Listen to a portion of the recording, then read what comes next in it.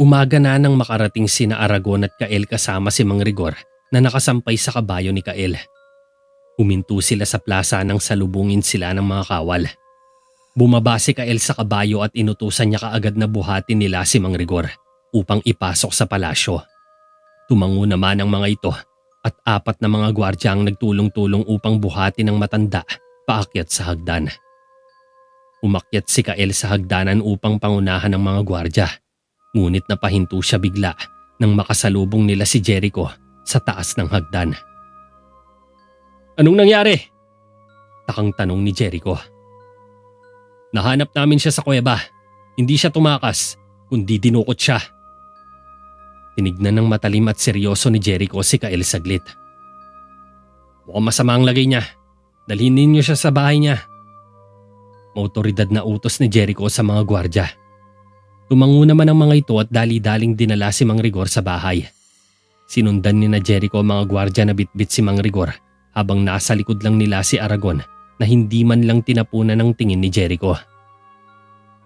Ilang sandali ang nakalipas ay pinapanood lang ni na Aragon at Haring Jericho si Michelle na pinupunasan ng basang bimpo si Mang Rigor habang ito ay nakaratay sa kama. "Mukhang mali ang paghusga ko kay Rigor. Tama si Javier sa kanyang mga sinabi. Nahihiya tuloy ako sa sarili ko." Kunwaring malungkot si Aragon habang nakatingin kay Mang Rigor. Ngunit sa loob ng puso nito ay pagsuklam lang at galit ang kanyang nararamdaman ngayon. "Maswerte pa rin tayo at natagpuan niyo siya. Kaya huwag mo nang pahirapan ang sarili mo, tiyo."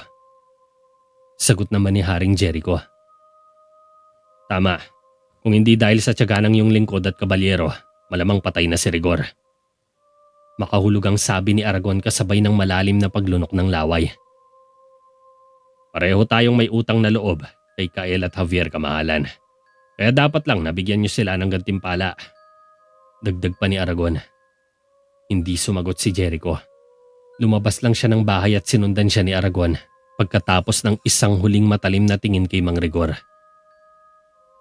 Sa kabila ng nangyari ay kumpiyansa itong hindi magsasalita ang magtiyuhin tungkol sa ginawa niya sapagkat wala rin naman silang mabigat na ebidensya na maaaring magdiin sa kanya sa kanyang mga kasalanan. Higit pa rito ay pamangkin niya ang hari kaya kahit ano pang sabihin ng magtiyuhin ay sa kanya pa rin papanig si Jericho. Gayunpaman, nababahala pa rin si Aragon kung ano na ang balita kay Prinsesa Raya. Simula nang umalis sila ay hindi man lang sila nagkausap ng dalaga kaya tuloy doble ang pangamba niya na baka kung ano na ang nangyari sa dalaga. Nais man sana niyang tunguin ito, subalit hindi naman siya maaaring umalis na lang ng basta-basta dahil baka makahalata na si Jericho. Kaya ay pinagdasal na lang niya na sana ay nasa maayos pa rin ang kalagayan ni Raya. Samantala, nagising si Raya na nananakit ang kanyang ulo sa mabuhangin na lupa. Kinuha niya kaagad ang kanyang healing bracelet na nakalapag lang sa tabi niya. Ito ang regalong ibinigay niya kay Saruman upang maging kasunduan nila kaya sumagi sa isip niya ang mga nangyari bago siya nawalan ng malay. Mukhang tinraidor nga siya ng aliman at nanginig siya sa galit dahil dito. Nakaupo naman si Javier sa tabi ng kama ng tiyuhin kinabukasan. Pagka-uwi niya ay buong magdamag niyang binantayan at inalagaan ng tiyuhin hanggang sa tuluyan nitong magkamalay. Nakapagluto na rin siya ng almusal upang may mapapapakang matanda sakaling magising ito. Di nga nagtagal ay nagmulat na rin ang mga mata si Mang Rigor ngunit tila nahihiyang tumingin sa pamangkin. "Nahihiya ako sa iyo." Sambit ni Mang Rigor. "Bakit?" Sabay may pag-aalalang hinawakan niya ang isang palad ng tiyuhin at pinisil ito. "Ang sikreto mo. Isang sikretong naisip kong poprotektahan ko hanggat ako'y nabubuhay. Subalit natapon lang yun sa putik. Kasalanan ko ang lahat." Sabay nalungkot ang matanda. "Tiyo naman, pwede ka na sanang mamatay ng dahil doon. Kaya huwag mong sisisihin ang sarili mo. Ako ang may kasalanan nito." Paninisi ni Javier sa sarili. "Pero kung nalaman ni Raya," napahinto sa pagsasalita ang manggagamot. Hindi niya nalaman. Masyado siyang umasa sa tunay na katapatan ni Saruman. Wika ni Javier. Nag-aalala ko na baka balang araw mabibigo kita. Sambit pa ni Mang Rigor. Ang inaalala ko'y si Jericho. Saad ni Javier. Hindi natin pwedeng sabihin sa kanya ang tungkol kay Aragon. Ika naman ni Mang Rigor. Pero kailangan niyang malaman ang katotohanan sa likod ng mga nangyari. Kailangan niyang managot dito. Galit na sagot ni Javier, subalit tumiling ang tiyuhin. Wala tayong ebidensya at nakita mo kung gaano siya kahalaga para kay Jericho. Nasa ganoon silang pag-uusap nang mapatigil sila nang may kumatok bigla sa pinto at pumasok si Jericho. Lumingon saglit si Javier dito, ngunit halata sa kanyang ekspresyon na hindi siya nasisiyahan na makita ngayon si Jericho. Napansin naman ito ni Jericho, kaya inunawa na lang nito ang nararamdaman ngayon ni Javier. Tumayo ito sa likod ng pinto at nahihiyang tumingin sa magtiyuhin. Gusto ko lang sanang sabihin na humihingi ako ng kapatawaran sa inyo tungkol sa naging desisyon ko. Wika ni Jericho. Hindi sa akin, kundi kay Tio. Masungit na sabi ni Javier na hindi tumitingin kay Jericho. Oo, alam ko. Sagot ni Jericho. Nagbahagian naman ng matinding tingin ang magtiyuhin. Javier, bibigyan mo ba kami ng sandali para makapag-usapan lang? Pakiusap ni Jericho. Tinapunan ni Javier ang tiyuhin ng positibong tingin kasabay ang bahagyang ngiti. Ibig sabihin ba nito ay absuelto muna ako sa trabaho? Napangiti tuloy si Mang Rigor. Oo, maikling sagot ni Jericho. Napataas ang isang kilay ni Javier sa sobrang tuwa niya. Kaya lang, maaari kang magkaroon ng bakanting oras sa umaga, ngunit pagdating ng tanghali, kailangan mong linisin ang aking silid, pakinisin ang aking baluti at labhan ang aking damit. Bumaling si Javier kay Jericho. Bawiin mo na lang ang paghingi mo ng tawad. Kasabay ng matalim na titig ni Javier. Ngumiti si Jericho na may kasamang pagsyarag ng balikat. Nagbahagian sila ng positibong tingin at tumangulang si Jericho nang umalis si Javier. Lumapit si Haring Jericho sa higaan ni Mang Rigor nang maisara ni Javier ang pinto. Ayos ka lang ba? Tanong ng batang hari. Natutuwa ako dahil tapos na ang lahat. Sagot lang ni Mang Rigor. Nagkamali ako ng paghusga sa'yo. Dapat siguro pinag-usayan ko muna ang desisyon ko bago kita inusig. Malungkot na sabi ni Jericho. Inalagaan kita simula pa ng maliit ka, Jericho. Dapat alam mo na mahal kita ng sobra para ipagkanulo ka. Diretso sa pusong litanya ni Mang Rigor. Nahabag naman si Jericho at nahiya ito sa kanyang sarili. Kaya upang makaganti man lang, ay nais niyang hulihin ang may pakana nito at pagbayarin sa kanyang mga kasalanan para hindi na ito maulit pa. Mang Rigor, sino po palang dumukot sa inyo? Seryosong tanong ni Jericho. Lumunok ng mariin si Mang Rigor at saglit na nag-isip kung paano sasagot. Alam niyang hindi rin siya paniniwalaan ni Jericho kahit sabihin pa niya ang totoo. Kaya mas pinili na lang niya na ilihim ito subalit nangako siya sa sarili na babantayan niya si Jericho laban kay Aragon sa abot ng kanyang makakaya sa ngalan ng salitang iniwan niya at ipinangako kay Haring Argo. Hindi ko masabi, pero sigurado kung kasamahan sila ni Raya. Tugon ni Mang Rigor. Ano raw ang gusto nila? Tanong uli ni Jericho. Impormasyon tungkol sa iyo at sa Terraveda para tumulong sa pagbagsak ng kaharian. Paliwanag ng manggagamot. Tila nanlambot naman si Jericho sa narinig at nag-aalalang tumitig kay Mang Rigor. Nakuha ba nila? Ngunit tumiling lang ang matanda kaya laking ginhawa ni Jericho. Walang makukuha sa akin si Raya kahit na 5 tuling. Sandaling tumawa si Jericho. Pagkatapos ay napabuntong hininga sa pagkamangha sa lakas at tibay ni Mang Rigor. Umupo siya sa silyang inupuan ni Javier at marahang hinawakan ng kanang kamay ang mga kamay ni Mang Rigor na magkakross na nakapatong sa ibabaw ng kanyang tiyan. Nagpapasalamat ako sa katapatan mo, Mang Rigor.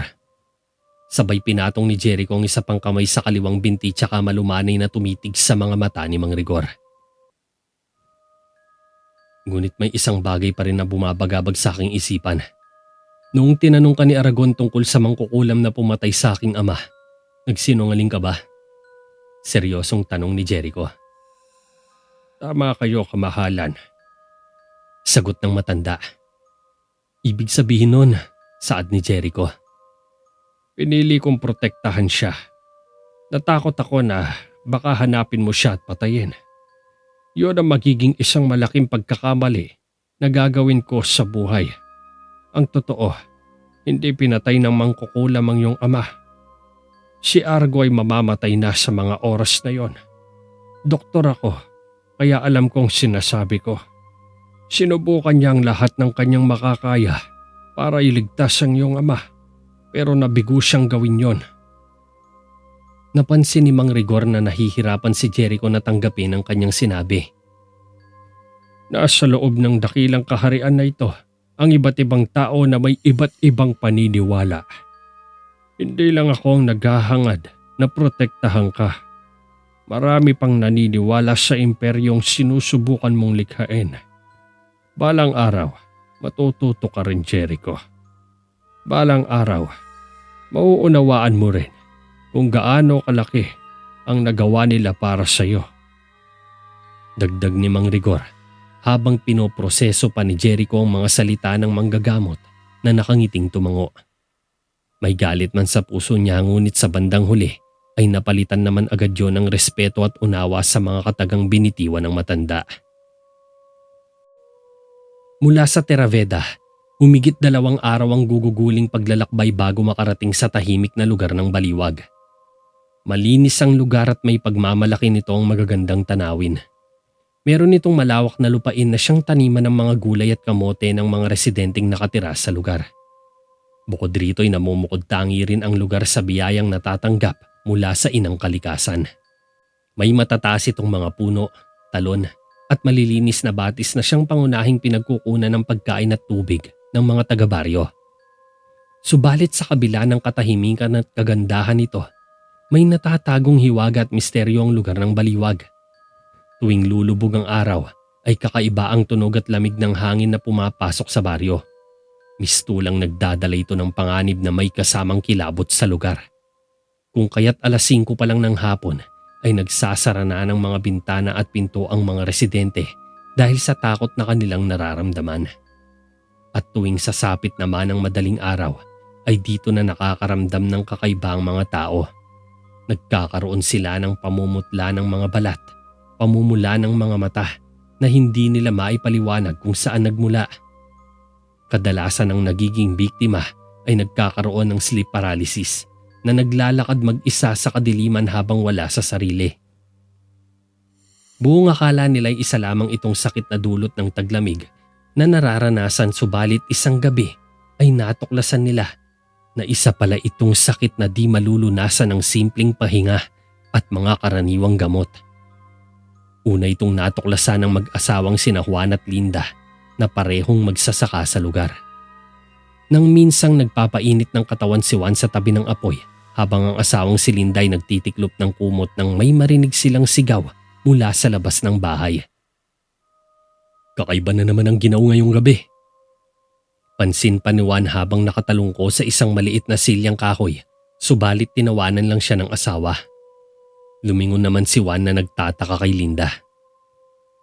Bakit ka nakangiti? Tanong ni Juan. Palagi mo kasing sinasabi yan tuwing sumasapit ang gabi. Napatawa tuloy si Juan, subalit sa likod ng kanyang mga tawa ay may kakaibang kilabot siyang nararamdaman. Ganun ba kahalata? Wika pa ni Juan. Oo, sa tuwing 30 araw. Tumigil ka na kasi sa kakaisip niyan at tumiga ka na lang sa kama. Natigilan si Linda ng isang lalaki ang sumisigaw sa labas. Mabilis na nagsindi ng sulu si Juan at tumayo agad upang alamin ang nangyari. Subalit tinawakan ni Linda ang braso niya habang papunta siya sa pintuan. Juan, huwag ka na lumabas. Nakikiusap ako sa'yo. Pagsusumamo ni Linda na nag-aalala ngunit tinapik ni Juan ang kamay ng asawa. Tungkulin ko ang kaligtasan ng ating baryo. Tayo na lang ang natitirang matanda sa nayo na to, kaya lalabas ako. Wika ni Juan. Juan, pakiusap! Pigil pa ni Linda sa asawa. Isara mo na ang pinto. Paglabas ko, wala kang papapasukin. Walang sino man, narinig mo ba? Bilin pa ni Juan. Kaya agad namang isinara ng ginang ang pintuan nila. Paglabas ni Juan ng tahanan ay sumalubong agad sa kanya ang malamig na ihip ng hangin. Nagsitayuan agad ang mga balahibo niya sa katawan, subalit tinuloy pa rin niya ang pagtahak sa kadiliman. Tinatagan niya ang loob at winaksi sa isip ang takot na nagsisimula ng kumalat sa kanyang katawan. Habang naglalakad ay may naririnig siyang ungol ng kabayo sa malapit at isang pag-iyak ng bata. Hinanap niya ang pinanggagalingan ng ingay hanggang sa mapadpad siya sa isang luma at abandonadong bahay. Dahan-dahan siyang lumapit sa bahay na naging tambakan noon ng mga dayami at inaning trigo. Nakita niya ang pinto na nagbubukas at nagsasara kasabay ng hangin. Binuksan niya ito at walang tao. Umakbang siya sa pinto pero bumungad sa kanyang isang lalaki. Nabigla si Juan nang biglang magkulap sa harap niya ang lalaki. Inalalayan niya ito, subalit nagulat siya nang matitigan niya ito sa malapitan. Namumutla ang buong bahagi ng mukha nito habang namumula ang mga mata. Nakatitig lang sa kanya ang lalaki. Tulala na animoy nakakita ng multo. Tumumba ang lalaki ngunit sinalo itong muli ni Juan at tinignan sa muka. Ano nangyari sa'yo, Alden? Takang tanong ni Juan. Subalit nakapikit na ang mga mata ng lalaki kaya isinandig ito ni Juan sa balikat niya. Napalingon si Juan sa paligid niya nang biglang makarinig ng isang mahinang ungol sa malapit. May tao ba dyan? Nanginginig na tanong ni Juan. Ngunit isang kaluskos ang napansin ni Juan sa madamong bahagi at isang figura ng nilalang ang matalim na nakatitig sa kanya. Isang panibagong simula at umaga na naman ang sumalubong sa Terraveda. Paritot paroon ng mga tao na naglalakad sa kalye habang ginagawa naman ng iba ang kanilang normal na gawain sa pang-araw-araw na buhay. Na lahat ay walang kamalayan sa nangyayari sa kabilang lugar. Kabilang narito ang mayuming dalaga ni si Michelle na kasalukuyang nagtutupi ng mga kumot at nilabhang damit sa lamesa. Maya-maya pa ay napatigil sa ginagawa ang dalaga nang isang katok ang gumambala sa kanya sa pintuan. Dali-daling iniwan ni Michelle ang kanyang ginagawa at binuksan niya kaagad ang pinto. Ngunit ganoon na lang ang sorpresa niya nang bumungad ang isang pamilyar na tao. Nakangiti ito sa kanya. Michelle? Sambit ng ginang na nakasuot na makapal na balabal at may lambong sa ulo. Aling Linda? Gulat ni Michelle. May nakapagsabi sa akin na dito na raw kita makikita. Nakangiting saad ni Linda.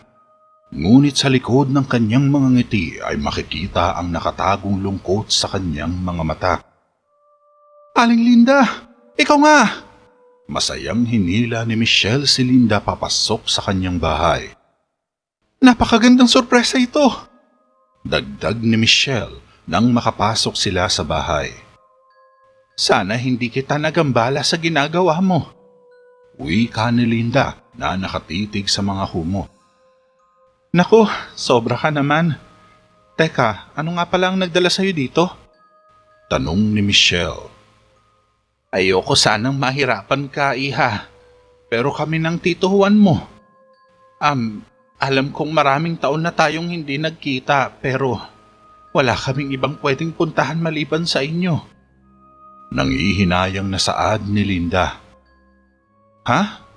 Bakit po? Ano nangyari? Pagtataka naman ni Michelle. Basta, natatakot kami. Nanginginig na sagot ng ginang. Makikita sa sulok ng kanyang mga mata ang pagkahalong takot at kilabot. Oh, Aling Linda, hindi na po kayo iba sa amin ni Tatay Marlon. Mahigpit na niyakap ni Michelle si Linda. Napatuloy-tuloy ang mga luha ng ginang sa pag-aalala. Napansin naman ito ni Michelle, kaya kinausap niya ng masinsinan si Linda sa lamesa. Pinaupo niya ito sa silya at binigyan ng tubig na maiinom. Nang bahagyang kumalma ang ginang ay ikinuwento na nito ang buong pangyayari kay Michelle. Gulat at halos hindi naman makareak ang dalaga nang malaman niya ang lahat. Kaya agaran niyang napagdesisyonan na kausapin si Jericho upang humingi ng tulong. Umupo sina Michelle at Linda sa lamesa matapos puntahan si Jericho sa palasyo. Hinawakan ni Michelle ang kamay ni Linda na patuloy pa rin nanginginig sa takot. Ipinalam sa akin ni Michelle na nakatira ka sa baliwag sa kanlurang bahagi. Tama ba? Naglalakad si Jericho papunta sa dulo ng mesa. Tama po kayo, kamahalan. Ngunit ang aming nayon ay dinapuan na ng karamdaman. 3 mabubuting lalaki na ang kinuha nito ngayon. Wala kaming manggagamot para sila ay maagapan. Kaya alam kong ito ay lampas na sa inyong panguunawa. Paliwanag ni Linda. Nakikita ko. Tumingin si Jericho kay Michelle na nagbigay sa kanya ng makahulugang tingin. Pagkuhay ibinalik ng dalaga ang atensyon kay Linda at hinipo ito ng marahan sa likod. Patawarin mo ko. Wala akong karapatang magdala ng gayong maliit na bagay sa harap ng hari. Naluluhang wika ni Linda sa dalaga. Nasa iyo po ang lahat ng karapatan.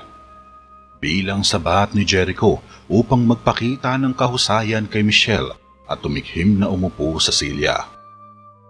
Responsibilidad kong protektahan ng mga tao ng kahariang ito, maging sino man sila. Dugtong pa ni Jericho. Natuwa naman si Linda sa narinig na tila nabigyan ng bagong pag-asa. Tutulungan niyo po kami? Tanong ng ginang. Gagawin ko ang lahat ng aking makakaya para kayo ay matulungan. Seryosong sambit ni Jericho kaya napatingin ng may pag-asa si Linda kay Michelle at hinawakan ang kamay nito. Ilang sandali ang nakalipas. Inalagaan ni Javier ang isang may sakit na pasyente habang si Mang Rigor naman ay nakikipag-usap kay Jericho na kasalukuyang nakaupo sa bintana. Ito ang pang-4 na kaso ng pamamasan na nakita ko ngayon. Sa normal na pangyayari, ikalulugod kong maglakbay sa nayong ito upang mag-imbestiga. Ngunit, napahinto sa pagsasalita si Mang Rigor habang pinupunasan niya ang basang kamay ng malinis na tuwalya. Siyempre, naiintindihan ko yun. Ani ni Jericho. kung ganon, maaari ba akong magmungkahi, kamahalan? Bakit hindi na lang natin ipadala si Javier, kapalit ng aking pwesto? Suhestyon ni Mang Rigor na tinignan naman agad ni Javier habang nakatitig siya kay Jericho. Si Javier? May pagdududang boses ni Jericho. Nako, wag mo siyang mamaliitin sapagkat siya ay may kaalaman din ukol sa mga sining ng pagpapagaling. Kung kumpirmado na ang sakit, maaari siyang magreseta ng isang remedyo. Sigurado ako sa bagay na yun.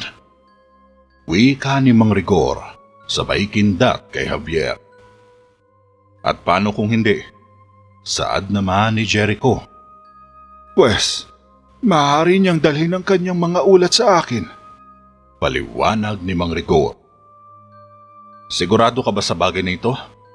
Halos hindi nga niya mahanap ang kanyang sariling katinuan kapag sinusumpong ito ng katamaran. Manghang na salita ni Jericho na hindi kinatuwa ni Javier ang komento nito.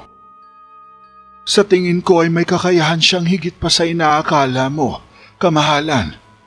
Makahulugang sabi ng matanda. Tumabi siya sa batang hari. Sa tingin mo ba ay kaya niyang hawakan ng responsibilidad na iyon? Wika ni Jericho na hindi pa rin believe kay Javier kahit na halatang nasasagad na niya ang pasensya nito. Lihim lang itong napapabis mode sa kanya habang patuloy na inaasikaso ang pasyente na muntik na nitong maturukan ng karayom sa sobrang inis. Tumango bigla si Mang Rigor kay Jericho. Oo naman, kamahalan. Sigurado ako sa bagay na yan. Seryosong sabi ni Mang Rigor. Habang seryosong nakatingin kay Javier na pilit inaabala ang sarili sa pasyenteng lalaki.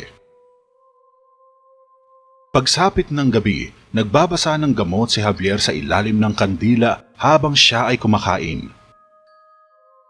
Samantalang naghihiwa naman ng tinapay si Mang Rigor habang nilalagyan niya ito ng keso. Sa tingin mo ba ay magagawa ko ito, Tio? Tanong pa ni Javier sa tiyuhin.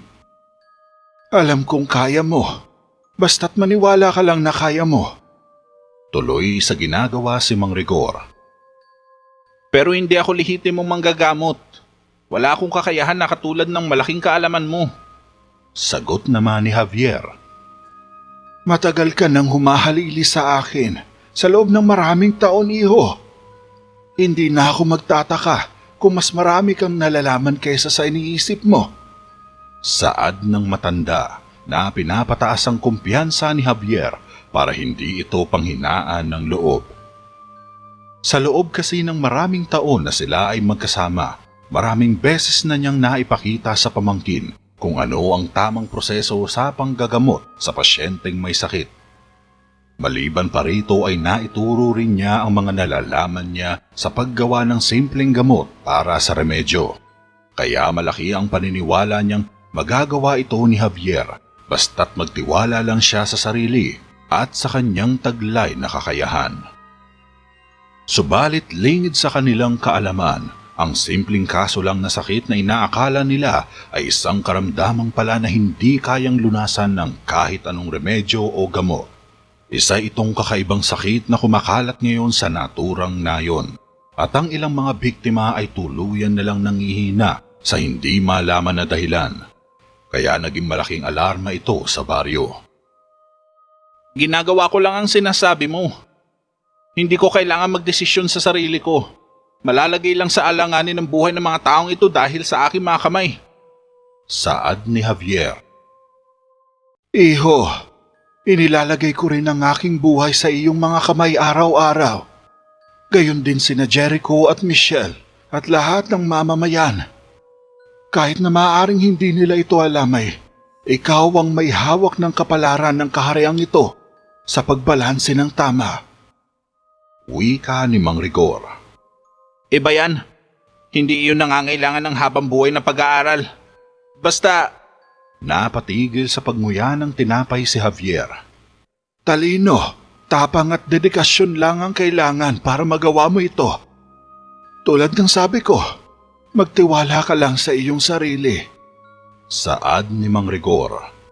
Nagpakita lang ng ngiti si Javier.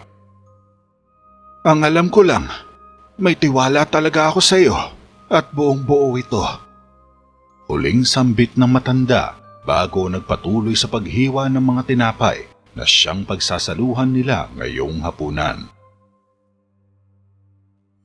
Paggising sa umaga, nagsimulang mag-impake si Javier ng mga gamit para sa paglalakbay nila patungong Baliwag nang pumasok si Mang Rigor sa kwarto na may dalang bag ng mga gamot. Bago ka pumunta, iho, kakailanganin mo ito. Iniabot ng matanda ang bag kay Javier. nako, hindi ko kayang dalhin yan. Tanggi ni Javier habang sinisiksik niya sa sariling bag niya ang mga damit niya at ilang mahalagang bagay. Mga gamit mo yan eh. Baka mawala ko pa. Dagdag pa ni Javier pero ngumiti ang tiyuhin. Huwag kang mag-alala.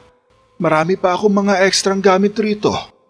Sagot ni Mang Rigor kaya napilitan itong abutin ni Javier at ipinasok sa kanyang dadalhing bagahe. Salamat, Tio. Wika ni Javier. Handa ka na ba? Tanong pa ng tiyuhin. Lagi naman. Napangiti tuloy si Mang Rigor. Ilang sandali ang nakalipas ay sabay na lumabas ng tarangkahan sina Javier, Linda at Michelle kasama ang mga kabalyerong sina Kael, Ramon, Eliseo at Nicolas na siyang namumuno sa pangkat. Pagkarating nila sa gubat ay huminto sila sa tuktok ng isang burol. Ang aming nayon ay nasa paanan pa ng bundok na iyon. Itinuro ni Aling Linda kay Nicolas ang isang matarik na bundok sa bandang gitna ng lambak na napapaligiran din ng mataas pang bundok sa paligid nito. Isang araw pa ang aabutin bago nila marating ang lugar sapagkat marami pa silang tatawiring mga talon at batis sa loob ng kagubatan. Tumango si Nicolas kay Linda pagkatapos ay nagpatuloy na sila sa pagbatas sa madamo at mapunong kakahuyan. Maswerte tayo kung bukas ng gabi na tayo makakarating doon. Kaya bilisan na natin. Wika pa ni Nicolas at pinangunahan niya ang maliit nilang grupo sa paglalakbay. Makalipas ang isang araw ay nagtipon-tipon ng ilang taga-nayon pagdating nila.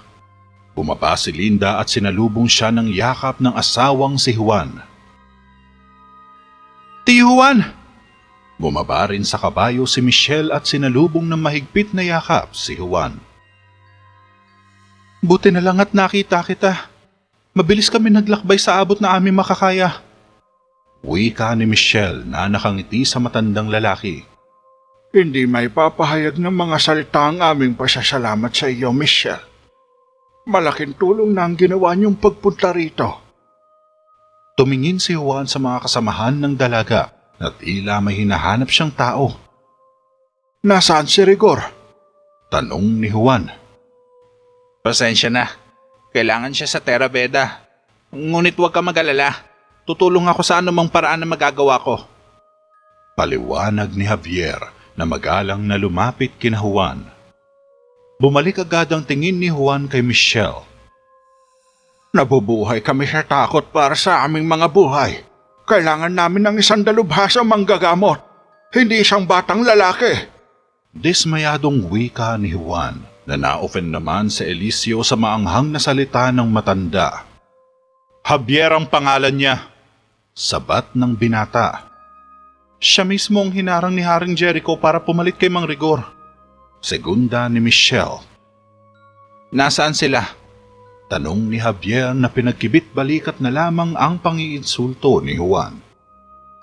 Itinuro naman ni Juan ang isang maliit na bahay sa gawing kanan malapit sa kanila at tinungo ni Javier ang direksyong iyon kasama si Michelle. Sumunod naman sa kanila sina Juan at Linda para ipaliwanag pa ang mga nangyari. Pagpasok sa bahay ay nakita ni Javier ang dalawang lalaking nakahiga sa dalawang lamesa.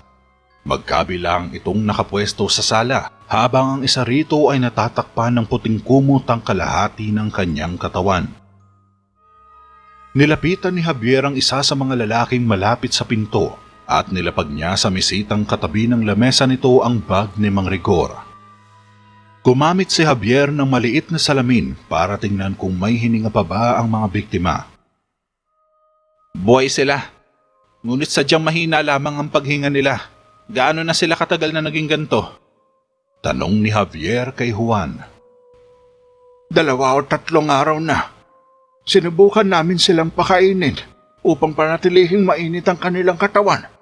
Ngunit tila wala silang anumang pagbabago. Namumutla pa rin ang kanilang mga balat at nanatiling nakapikit. Malungkot na paliwanag ni Juan kaya niyakap siya ng asawa. Tumingin naman sa kanya si Michelle. At hindi mo alam kung anong nangyari sa kanila? Tanong ng dalaga. Naguguluhan pa ako siya ngayon. Bigla na lang itong tumatama ng walang babala. Parang hamog na lumilitaw na lang agad sa paligid pagkatapos ay nawawala. Paglalarawan ni Juan base sa kanyang mga naobserbahan sa naging biktima ng misteryosong karamdaman. Kung ganon, ang kailangan lang nating gawin ay pasiglahin ng daloy ng dugo nila. Dapat kayo magdala ng pantapal at isang talutot ng kamelya dito upang mapasigla natin ang daloy ng dugo nila. May inabot si Javier kay Michelle, ang kanyang assistant, at tumango ito bilang tugon sa kanyang mga tagubilin. Mapapatay ba sila nito? O ito ang magbabalik sa kanila sa normal? Tanong pa ni Juan. Makikita natin bukas kung ano ang magiging epekto nito sa kanila. Sa ngayon, kailangan ko ng mainit na tubig at maraming kumot. Utos ni Javier sa kanila. Tumango ulit si Michelle at umalis sa kama sina Juan at Linda. Hinintay ni Javier na magsara ang pinto bago lumingon sa isa sa mga pasyente. Pagkalabas nila ng bahay ay agad niyang binulungan ng spell ang isang biktima. Nanginginig ang mga mata ni Javier nang umusal siya, ngunit wala rin itong epekto. Laking pagtataka tuloy ni Javier sa nangyari, kaya naging malaking palaisipan ito sa kanya.